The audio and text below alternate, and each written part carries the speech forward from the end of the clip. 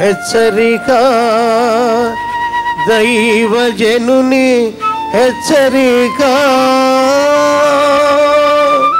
ఒక్కొక్కరి గురించి చూచినప్పుడు అందరినీ ఒకే స్థాయిలో ఉన్న వాళ్ళని కోరుకోలేదు, ఒకే టాలెంట్ ఉన్న వాళ్ళని కోరుకోలేదు. 12 మంది 12 విధములైన స్థితిగతులలో ఉన్న వారిని ఆయన ఏరుకొని కోరుకున్నాడు. రాత్రంతా ప్రార్థన చేసి తనకిష్టమైన వారిని కోరుకొని 3.5 సంవత్సరాలు ఆయనతో తిప్పాడండి. జీతం ఇచ్చాడా? జీతం ఇవ్వలేదా? దేవుని సేవకు రండి అంటే జీతం ఎంత ఇస్తారు అని అడిగేవాళ్ళు తయారయ్యారండి. ఇప్పుడు దేవుని సేవకు రండి అంటే మాకు జీతం ఎంత ఇస్తారండి? మా కంపెనీలో ఒక 50,000 వస్తున్నాయి, మీరేమన్నా ఒక 60,000 ఇస్తే చెప్పండి వచ్చేస్తాం. ఎవడు రమ్మన్నాడు?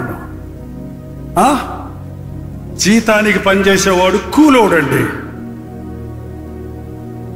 కూలోడు వేరు, కుమారుడు వేరు. కుమారుడు పౌలు అన్నాడు, నా తోటి జతపడివాడు నా నిజ కుమారుడైన తిమోతి అనే యవనస్తుడు పౌలు సేవలో రక్షించబడిన తర్వాత పౌలుని వెంబడించాడు. పౌలు చాలా ప్రాముఖ్యమైన పరిచర్యను ఆయనకు అప్పచెప్పాడు. 20 ఏళ్ళ యవనస్తుడికి 60 ఏళ్ళ ముసలోడికి ఎక్కడ సహవాసం కుదురుద్ది? కానీ ఏమంటున్నాడు? అతడు నా ప్రియ కుమారుడు, నాతో పాటు ప్రయాసపడేవాడు. తిమోతి ఎంత గొప్ప పరిచర్య చేశాడో పౌలు తర్వాత. పౌలు ఉన్నప్పుడు చూస్తే ఈ రోజున ఎందుకు మన సంఘాల్లో అలాంటి సేవకులు కనపడటం లేదు? ఒక దైవజనుడు మరణిస్తే ఆ సంఘం అంతటితో ఆగిపోతుందండి. ఈ రోజున కోతతో విస్తారంగా ఉంది. దేవుని పనిలో పాలిభాగస్తులై ఉండి మెప్పులు కోరక, డబ్బులు కోరక, చెమట కార్చి, కన్నీరు కార్చి దైవజనులతో పాటు ఉండి దేవుని దగ్గర దేవుని ప్రణాళికలను ఎరగాలనే వాళ్ళు ఎంతమంది ఉన్నారు? యేసు ప్రభువుకే 12 మంది అయితే మనకు ఒకడు చాలదా? అంత పరలోకం వదిలిపెట్టిన యేసు ప్రభు కిందకు వచ్చినప్పుడు ఒక 5,000 మందిని పెట్టుకోవచ్చు కదా. మరి 12 మంది డెడికేటెడ్. అదేంటంటే యోధా ఇస్కరియోతు కాదు కదా అంటారేమో. యోధా ఇస్కరియోతు సరైనోడు కాదని ప్రభువుకు తెలీదా? నువ్వు చదివినా పాస్ అవ్వని మీ అమ్మ నాన్నకు తెలీదా? అయినా కూడా ఫీజు కడుతున్నారు కదా. ఏమో ఒక బై లక్కు పాస్ అవుతాడేమోనని ప్రభు అదే అనుకున్నాడు. వీడికి సరైన మనసు లేదు, పోనీ నాతో 3.5 సంవత్సరాలు ఉంటే వాడు సరవుతాడు అనుకున్నాడు. పాపం చాయిస్ ఇచ్చాడు దేవుడు. అందుకే చాయిస్ ఇస్తున్నాడండి మనకి. మనందరం చేతగాని వారిమని తెలుసు. ఎంత గొప్ప గొప్ప భక్తులే ప్రభువును దుఃఖపరిచారు. వారి జీవితాల్లో విఫలతలు ఉన్నాయి, బలహీనతలు ఉన్నాయి. అయినా దేవుడు కోరుకున్నాడు. అయినా దేవుడు వారిని ఇష్టానుసారమైన వారిగా మార్చుకున్నాడు. కారణం ఆయన కృప హద్దులేనిది. మనల్ని బట్టి కాదండి ఆయన ప్రేమ మారేది. మనల్ని బట్టి కాదు ఆయన మనల్ని ప్రేమించేది. ఆయన ఎందుకో మనల్ని ప్రేమించాడు. ప్రభువును కనుగొన్నామన్న వాళ్ళు హల్లెలూయా చెప్పండి. మీరు కనుగొనక ముందే ప్రభువు మిమ్మల్ని కనుగొన్నాడని నమ్మిన వాళ్ళు హల్లెలూయా చెప్పండి. అదిగో ఇక్కడ ఉన్న వాళ్ళందరినీ ప్రభువు కనుగొన్నాడు. కొందరే తిరిగి కనుగొన్నారు ఆయన్ని. ఇందుకే మొదటి హల్లెలూయా తక్కువ వచ్చింది. ఆయన కనుగొన్నాడు అన్నది రూఢి, there is no doubt about it.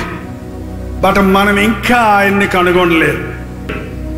అసలు ఇది ఈ యొక్క సాయంకాల సమయంలో ఎవరిని ప్రభువు కనుగొంటున్నాడో, ఎవరు ప్రభువును కనుగొంటున్నారో దేర్ ఇస్ నో డౌట్ అన్నాం కదా. మనలందరినీ ప్రభువు కనుగొన్నాడు. కానీ మనము ప్రభువుని కనుగొన్నామా? ఆయన మనల్ని వెతుకుతున్నాడు, మనం ఆయన్ని వెతుకుతున్నామా? వెతుక్కుంటూ పోతున్నారండి. నువ్వేమో పరిగెత్తుకుంటూ పోతున్నావు, నీ వెనకాల పరిగెత్తుకుంటూ వస్తున్నారు. మీరిద్దరు అట్లా కలుసుకుంటారా? ఇద్దరు స్పీడ్ లేడీలాగా పరిగెడుతున్నారు. కలుసుకుంటారా? కలుసుకోవాలంటే ఏం చేయాలి? ముందు పోయేవాడు ఏం చేయాలి? వెనక్కి తిరిగితే ఎదురుగుండా ఎవరున్నారు? నిన్ను వెతుక్కుంటూ వచ్చినా దట్ ఈస్ రిపెంటెన్స్. అదే పశ్చాత్తాపం, అదే మారు మనసు, అదే రక్షణ. నన్ను కనుగొనిన వాడిని నేను కనుగొంటిని. హల్లెలూయా. జక్కయ్య యేసును చూడాలనుకున్నాడు. యేసు జక్కయ్య వైపు చూశాడు, జక్కయ్య యేసు వైపు చూశాడు. ఆ ఇంటికి ఏమొచ్చింది? రక్షణ వచ్చింది. ఈ రోజున మీరు ఈ సత్యాన్ని కనుగొనాలండి. ప్రార్థన. పరిశుద్ధుడా, ప్రేమగల తండ్రి, నీ మార్గములో నడుచుటకు, నీ పిలుపుకు లోబడుటకు, నీ అడుగు జాడల్లో మా జీవితాన్ని కొనసాగించుటకు సహాయం చేయి నాయన. మేమందరము నీ రాజ్య వారసులం అవ్వాలి. మేమందరము నీ ప్రణాళికలోనే బ్రతకాలి. నీ అభిషేకం మాకు కావాలయ్యా. మా సొంత శక్తితో మేము బ్రతకలేమయ్యా. పరిశుద్ధాత్మను మా మీద కుమ్మరించుము నాయన. మా నవనాడులలోనికి క్రీస్తు యేసు యొక్క స్వభావము కలుగునట్లుగా మమ్మల్ని అభిషేకించుము తండ్రి. ఒక్కొక్కరి పట్ల నీవు కలిగిన ప్రణాళికలు నెరవేరినట్లుగా నీవు మాలో ప్రారంభించిన ఈ కార్యము పరిపూర్ణమగుటకు, ఆ దినము వరకు కొనసాగుటకు ఆశీర్వదించుమని యేసు క్రీస్తు నామములో అడుగుచున్నాను తండ్రి. ఆమేన్, ఆమేన్, ఆమేన్.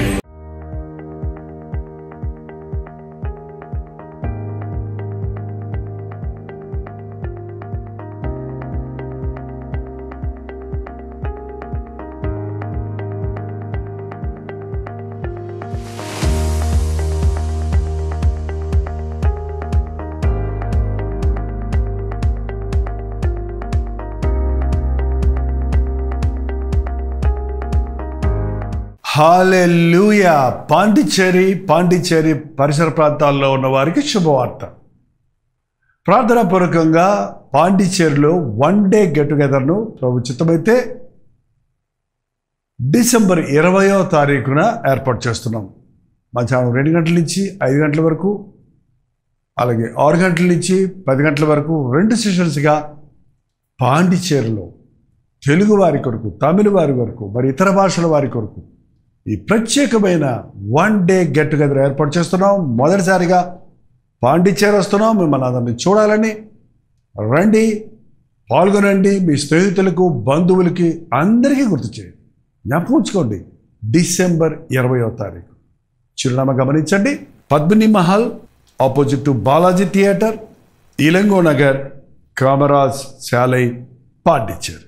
ఈ విషయమే మీకు ఇంకా వివరాలు కావాలంటే కింద ఇవ్వబడినటువంటి నెంబర్కి వాట్సాప్ పెట్టండి, లేదా 8939393939 నెంబర్కి మీరు కాల్ చేయండి.